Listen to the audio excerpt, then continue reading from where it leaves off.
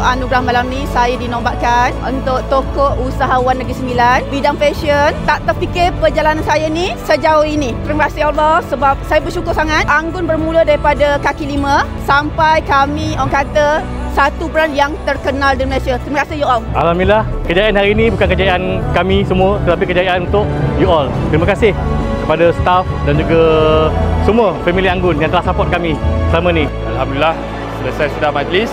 Syukur kepada Allah, Anggun Legacy Sdn Bhd telah memenangi anugerah tokoh usahawan MARA 2024-2025.